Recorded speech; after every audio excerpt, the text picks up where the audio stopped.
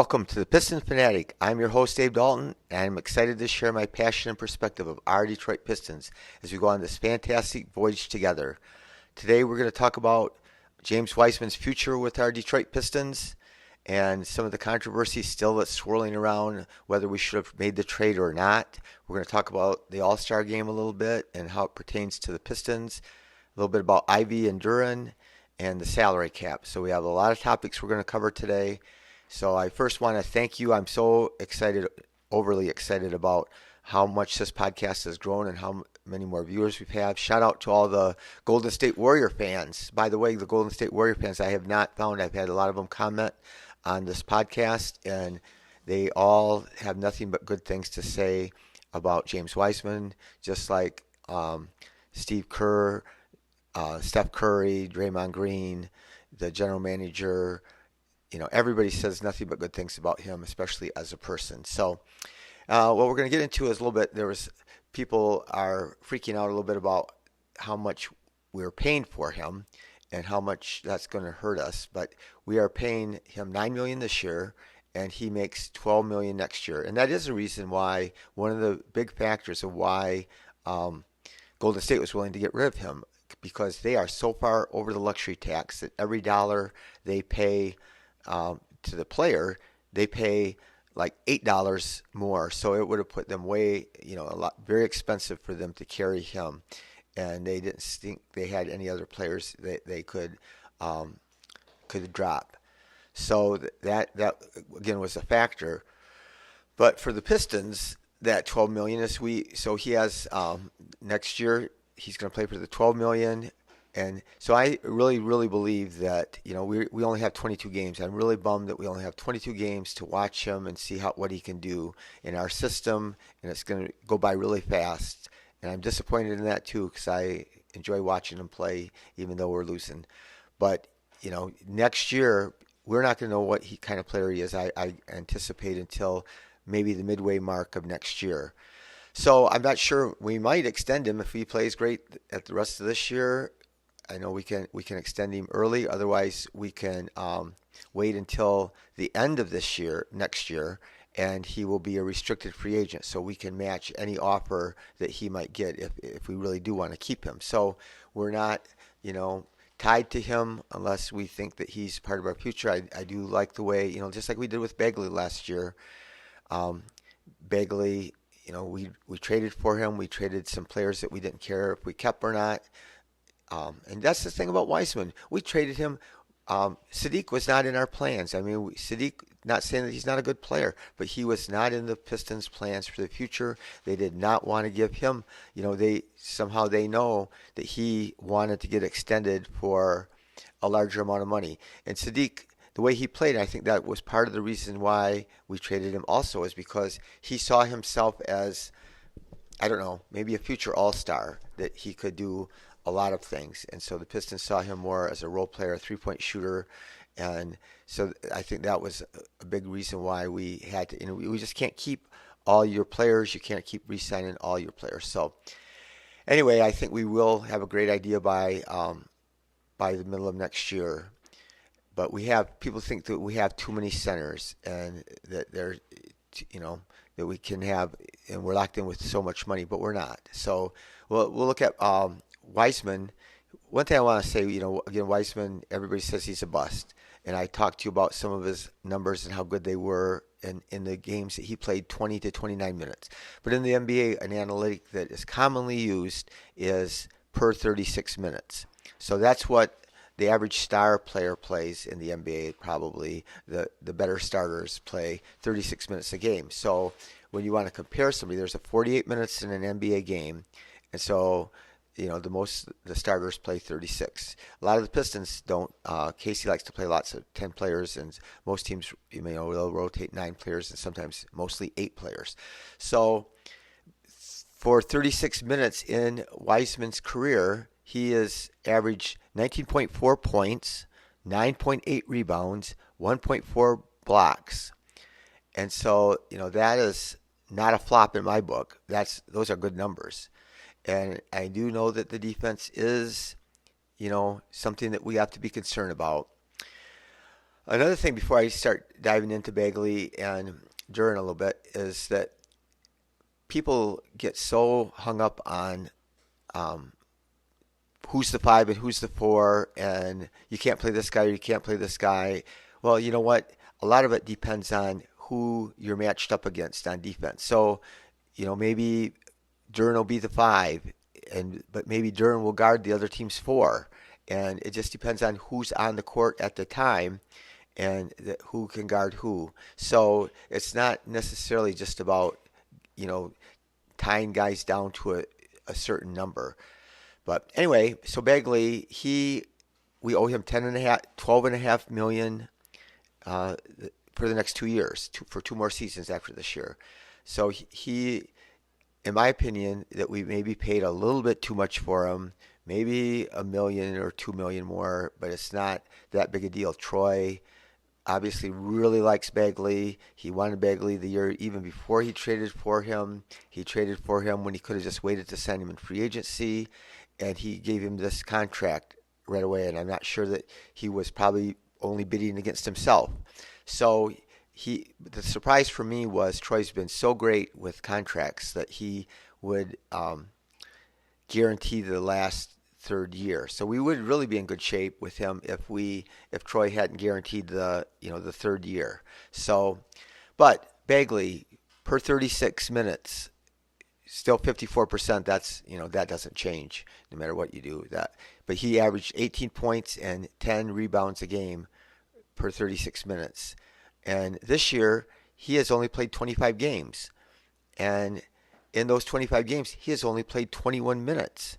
So he's played less minutes. Last year he played in only 18 games. He played 27 minutes average per game, shot 55%, averaged 14.6 points and 7 rebounds, but he played 6 more minutes. And like I said, this year he's only he's played 25 games, 21 minutes per game, and he hasn't had Cade. So last year he had, I think, somewhere in the vicinity of like 35 lob dunks where he got the lob. 33 of them, I think, were from Cade. So now he's played without Cade. The other thing that really hampered him, he missed training camp and preseason, and the whole first part of the season he missed. And then he came back, and then now he's got hurt again. And at first they put him in the starting lineup, then they sent him to the bench, and he played even fewer minutes. I'm not saying that he's a great player. I'm not saying that he's a long-term answer for us. I'm just saying that he's been pretty decent offensively. And again, I recognize that he needs to be better on defense, but he has been really good, and his numbers have not been as good this year because he's played 6 minutes less. That matters. He's been coming off injury, and he's been in and out of the starting lineup. He won a couple games for us. Those 2 games when we went on that West Coast trip, he was like 11 for 13. I think in those 2 games we beat those tough Western Denver and Utah, I think.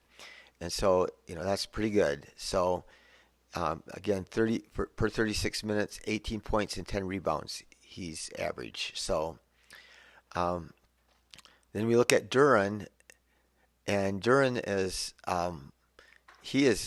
this is where we're in great shape. Duren, we not only were able to swing that trade, and I think there was some luck involved that they were willing to give up the number 13 pick, but we got this guy who, again, I always say he's a boy playing among men like a man playing among boys. He is so dominant. He has been so awesome, and he makes $4 million this year, and next year he's going to make $4.5 million, and then the following year $6.4 million. So, and we have him until the 25-26 season on that rookie pay scale, and so that's a huge advantage when you got a guy as talented as he is for that many years at that low of a salary that allows you to sign more players, that are better and stuff. So his per 36 minutes are 12.4 points, 12.5 rebounds, 1.5 assists, 1.3 blocks, and 65% shooting. So, that's outstanding. And obviously those numbers have gone up since he's been a starter, and even more so in the last month. Can talk about Noel. He is still people talk about him, and I've heard people ask the beat writers why doesn't he play or why hasn't he played and what's wrong. I'm not sure if we'll ever know the real honest truth. There was something that happened. He came there. We haven't even played him. They said he's like a fire hydrant or some emergency, just in case of emergency that we have him. But we haven't even played him when it's been an emergency when we haven't had a post. He did have that one game where he came in, I think, against Rudy Gobert and helped us beat the Timberwolves on the road, and he played outstanding.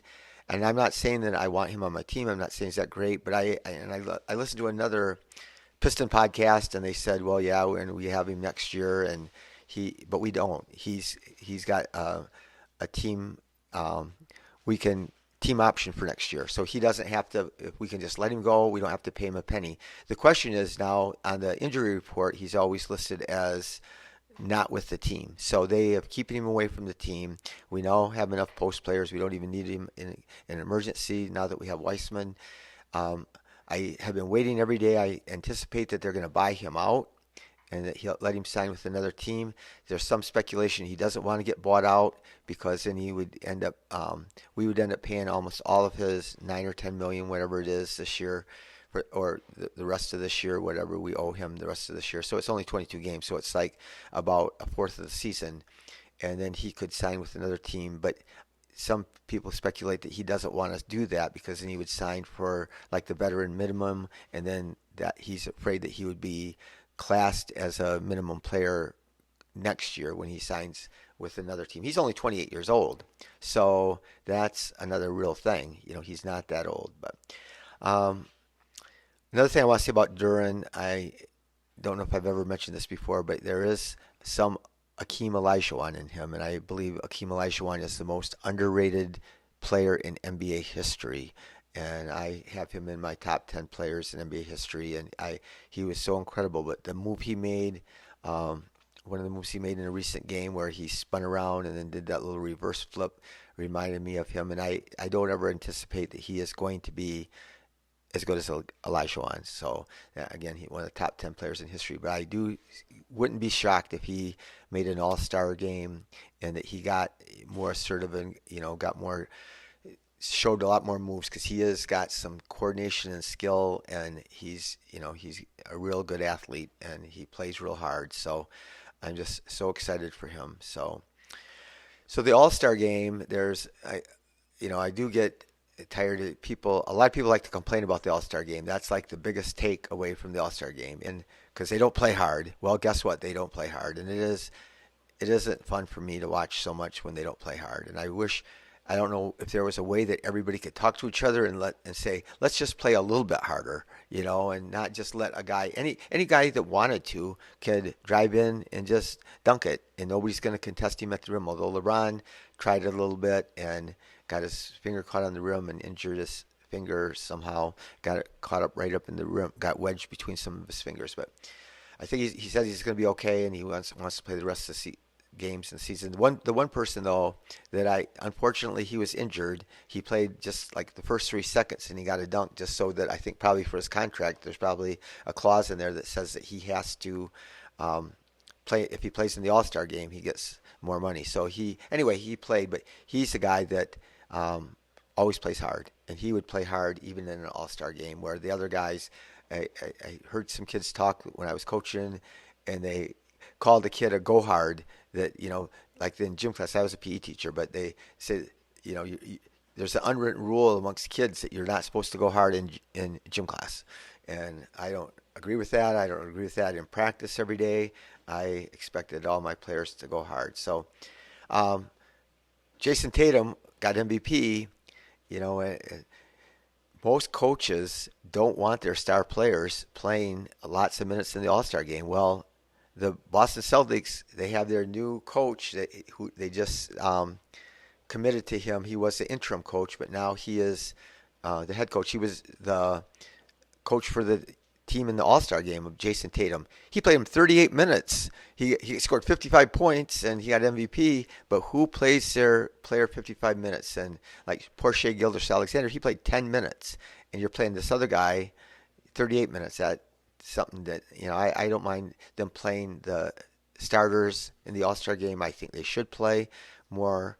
But anyway, the biggest thing about the All-Star game was people were excited about because everybody complained about the dunk contest. We should just do away with the dunk contest. It's no good. But Mac McClung, and he just got in there because Shaden Sharp bowed out for some reason, and he came out there, and it was one of the great dunking exhibitions, in history, I think, because this guy's 6'2". He's 6'2", and he has short arms. I mean, it's not just that you're that many inches shorter than the other guys. It's your arm span, and his arms are short, and for his height. And so when guys reach, there's guys in the NBA that's arm reaches 9'9", and I know that Victor Wembanyama, his arm reaches even higher than that. So anyway, I thought he was incredible. He did all of his dunks like on the first dunk. So many guys, they miss a dunk or two and they keep trying, but that was a great performance. I will go back to, older days where Spud Webb, 5'7", Muggsy Bogues, like 5'5". They were in the dunk contest. I mean, Spud Webb, he won it, man. He would dunk 2 balls, and he looked just like a little kid. He was short and skinny, but he could just jump. And I mean, when you saw him up with his head, his feet were so far off the ground. But anyway, those were good days. Those, were some underrated dunk contests. But our boy Jaden Ivy played in the Rising Stars game, and unfortunately Duren was injured, and I'm glad he didn't play because his ankle is injured. And he, I talked about it earlier where we played him in the second half of a game where he hurt his ankle, and his future is our future, and we don't want to do anything to risk or create any problems with his feet or his ankles or anything like that. So he didn't play. Obviously, we would have had 3 players in it. Cade would have been in it if Cade hadn't gotten injured, and Cade was the MVP last year. Unfortunately for Ivy, is he did not touch the ball hardly at all. He scored only 7 points in 2 games. They're really short, abbreviated games, but still, he just, sometimes some guys get to touch the ball, and that's a big thing about the NBA. It depends on who gets how many minutes and who gets how many touches. It makes a huge difference in, what a player's statistics are. But I listened to this podcast. It was really cool for me that I think a lot of times when I hear people talk about their rankings for this year's rookie class, they don't even mention Jaden Ivey, and he has truly been one of the best rookies this year. A couple years ago, I heard somebody say the rookie of the year is usually if you took their points and their rebounds and their assists and you added them together, and whoever has the highest total, that's the guy that usually wins the rookie of the year. Well, now they changed that rule because Ivy would probably be right up there. I think Banchero would probably still win it, but Ivy. Anyway, these guys who are very well respected that do lockdown big board, they had Duren ranked 6th, I think, and they said that's going to be low, in the future. He's going to. They really believe that he was going to go right past some of the guys that were above him that were ranked. And Banchero was first, but number 2 on their list for both guys was Jaden Ivey. And he is, I talked earlier, and I will admit, that we don't know what's going to happen. Their careers, there's going to be ups and downs, and one guy's going to look better for part of a year, another guy's going to look better. But Benedict Mathurin, who I really liked because he was a better shooter than Jaden, he was ranked 3rd, but Ivy was rated ahead of him. But now Mathurin got off to a blistering start shooting threes, but his percentages dropped to like 30, and he was way over 40. So in the last month or two, he is really must have taken a nosedive and been shooting in the 20s, where Ivy is actually shooting a better 3-point percentage than he is. So I know I've said this repeatedly, and I don't like to repeat myself, but Ivy is leading all rookies in assists, and his passing is, he still has some ups and downs. There's too many turnovers, but he is really way better passer than I could have ever dreamt. And there's still games where gets 8 assists or 9 assists, and even sometimes only 1 turnover. So that's really cool. One of the highlights of the All-Star game for me, though, was they asked, they drafted the players. LeBron and Giannis had a draft, and they each got to take turns picking from the list of guys that made the All-Star team. And someone asked Jaden Ivy who he would pick first if he got to pick for All-Star, and his answer was Cade Cunningham. And so that meant a lot. So Cade is at the games now. I guess he is so involved in everything during film sessions. He's asking questions. I know he's doing workouts on his own and trying to sharpen his skills and improve his shooting. But he is so well respected by his other teammates, and I think that he is really important for Jaden Ivey. Jaden appears to me to be, and he has this youthful joy to him that I do like, this exuberance, and but he seems a little bit immature. He does get, like he's got a couple technicals recently, and he gets frustrated. But I think Cade is so mature. Cade is so far beyond his years, even more than most veterans, and he really sets the tone for our team. And I know that Coach Casey has helped create a good culture. Troy Weaver, I think, has helped create a good culture, but I think Cade is going to be the driving force going here forward. I will say one thing I would like to see in the All-Star game is Bogey in the three-point contest. I believe, and I'm a homer man, but I believe that Bogey would have beat Damian Lillard in the three-point shooting contest. I would have guessed that Cade would probably make the All-Star game next year, but I'm hesitant to say that. I think it might be 2 more years since he missed pretty much all of this year. So I think that will impact that. I think he still, it takes time. And it takes time for all of these guys. So one little thing, I'm not a gambler. I don't gamble at all. But just an inside tip, if I were betting on who is going to win the championship this year, and it's just a dark horse, a sleeper, I don't doubt they're going to win. But with the odds as high as they are, the Cleveland Cavaliers, they have the best defense in the NBA, but they are 10th best odds to win it. And it's like plus 2,200. So I think that that would be, a good, dark horse pick, but I'm not a gambler, so I'm not going to bet any money. So anyway, we're going to talk a little bit about the salary cap, and it's a projected salary cap. Keith Smith, who's on NBA Front Office, it's a great podcast, especially if you like things about trades and he knows every little inner working of the salary cap and trade exemptions and max contracts and any little thing you would want to know, he knows, and they cover that pretty well on their podcast. But he went on projections, so these things can all change, and they have changed where people have heard projections before. But it's based on, again, player options and guaranteed contracts and draft pick, where he thinks your draft pick's going to be, because those are slotted. There's a rookie pay scale, so if you pick first, you make the most, and it gradually goes down.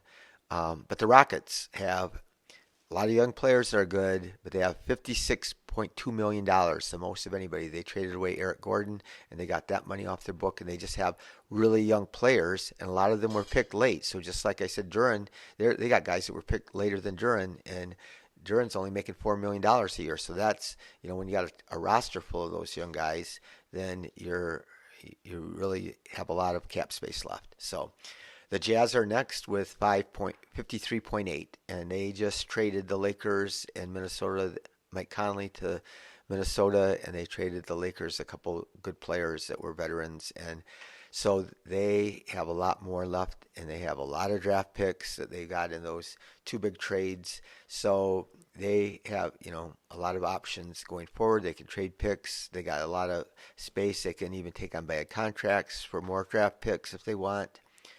The best tanking team in the NBA is, the San Antonio Spurs, and they have $46 million left. Popovich is up for Hall of Fame. I said he also should be in the Hall of Shame because he's such a good job tanking. And I guess I can't say that I wouldn't be unhappy if, I still want that 14% chance so bad for our team. And anyway, I just hope that we still can stay that low and still play well and still improve our young players. But Oklahoma City, and they are scary, man. So we got this great young core that I'm so thrilled about, and there's so much potential there, especially if we get Victor Scoot or even Brandon Miller this coming draft. I think we're going to have a great stable of young players, but Oklahoma City, they're loaded with young players, but they have lots more draft picks and they got lots of cap space.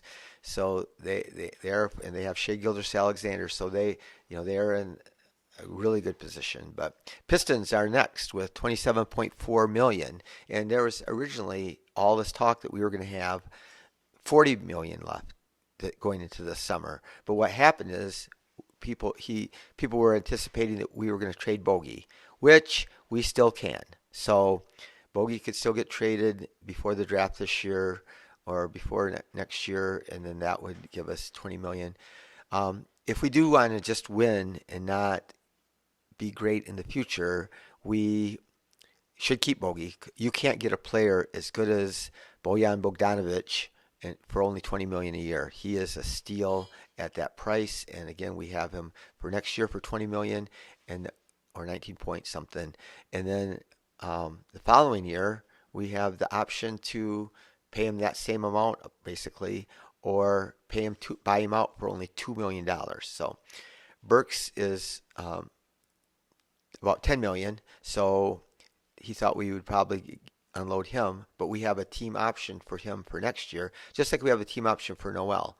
But we're not going to keep Noel, but we are going to keep Burks. And again, I mentioned before, there's speculation that we want to extend him, and I would be fine with that. You cannot find a player as good as Alec Burks for $10 million. They're not on the market. So, and then we look at, people said, taking on Wiseman'S contract, that's not a good thing. But it's not just the 12 million. We didn't take on 12 million extra. We took on whatever the 12 million for next year and whatever Sadiq would be paid next year. So you got to subtract that, and that's how much more. So it is like $5 million more. But again, we don't know what he would have to be signed for. A lot of people talking about Jeremi Grant. He's a free agent next year, and he has been phenomenal. He has played like an all-star this year. He averages 21 points, 4.3 rebounds, 2.3 assists, which I think is more than he did with the Pistons. He is shooting 48% overall and 41% on threes and 81% on free throws. So he is balling out this year. He already turned down a boatload of money. But March 12th, Jeremi Grant turns 29. And so he's going to want a 4-year contract for 30 or close to 30 a year. And so, well, he is the type of player, we need a defender that can shoot like that. I just don't think that that's a fit.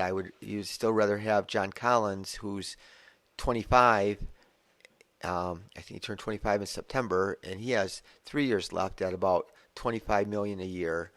And so we still could trade. There was a lot of times in trade talks it was rumored that there was big trade talks between the Pistons and the Hawks, and a lot of times if a trade doesn't go through at the trade deadline, sometimes those talks get started back up again once the season ends. So I'm not sure that would happen, but I think that it might. So anyway, we have a lot to look forward to. I feel bad that we only have 22 games left, but we still can watch. It's going to be fun watching Weissman, and that's going to be, I think, the biggest focus of most of us, watching to see how much he improves. There's going to be lots of ups and downs with him. I'm just telling you, and even through next year and even the next year, he's hardly played. He's played fewer minutes than Jalen Duren. Everybody always says that stat, but it is significant. So thank you for listening. I'm so thrilled that all of you, that there's so many more people watching this podcast. I hope that you enjoy it, and tell a friend. On Spotify, make sure that you subscribe. Just click on subscribe. It doesn't cost a penny. And leave a thumbs up on Spotify. Leave 5-star review. Thank you to my wife Kelly for all she does to help me with this podcast, and my nephew Nathan for his inspiration. and do something nice for somebody today, and go Pistons.